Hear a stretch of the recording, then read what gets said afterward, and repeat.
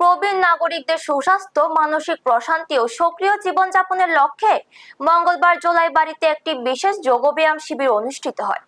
দক্ষিণ ত্রিপুরা জেলা সমাজ শিক্ষা দপ্তরের সহযোগিতায় এবং জোলাইবাড়ী নিবিড় শিশু প্রকল্পের উদ্যোগে এই শিবিরের আয়োজন করা হয়। শিবিরে প্রধান অতিথি হিসাবে উপস্থিত ছিলেন জোলাইবাড়ী পঞ্চায়েত সমিতির চেয়ারম্যান তাপস দত্ত। তিনি বলেন, প্রবীণ নাগরিকদের সুস্থ ও স্বাভাবিক জীবনযাপনে নিয়মিত যোগব্যায়ামের গুরুত্ব রয়েছে।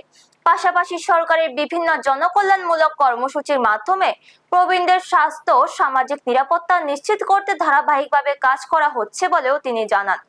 অনুষ্ঠানে উপস্থিত ছিলেন ব্লক অ্যাডভাইজারি কমিটির চেয়ারম্যান অশোক মগ, পঞ্চায়েত সমিতির ভাইস চেয়ারম্যান কেশব চৌধুরী, জেলা পরিষদ সদস্য শম্ভু মানিক, সমাজসেবী সুজিত দত্ত এবং জোলাইবাড়ী নিবিড় শিশু প্রকল্পের আধিকারিক দীপক দেব। এছাড়াও এলাকার বিশিষ্ট ব্যক্তিবর্গ বিপুল সংখ্যক প্রবীণ নাগরিক শিবিরে অংশগ্রহণ করেন। শিবিরে যোগব্যায়াম প্রশিক্ষকরা প্রবীণদের উপযোগী বিভিন্ন সহজ আসন, প্রাণায়াম ও শ্বাস প্রশ্বাসের অনুশীলন করান। অংশগ্রহণকারীরা জানান, এই ধরনের উদ্যোগ তাদের শারীরিক ও মানসিক সুস্থতা বজায় রাখতে সহায়ক হবে।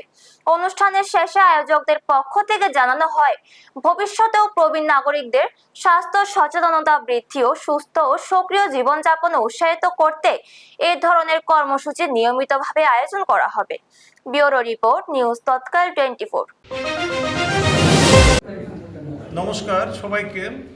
অটল বায়ু উদ্বুদ্ধ যোজনার অন্তর্গত আমাদের দক্ষিণ জেলার সমাজ শিক্ষা দপ্তরের উদ্যোগে আজকে আমরা জোলাইবাড়ী নিবিড় শিশু উন্নয়ন আধিকারিক দীপক দেব মহোদয়ের আনুকূল্যে আমরা জোলাইবাড়ী যে বাংলো, এখানে আমরা প্রবীণদের নিয়ে একটা বিশেষ যোগা শিবির অনুষ্ঠান কিছুক্ষণ আগে আমরা উদ্বোধন করেছি।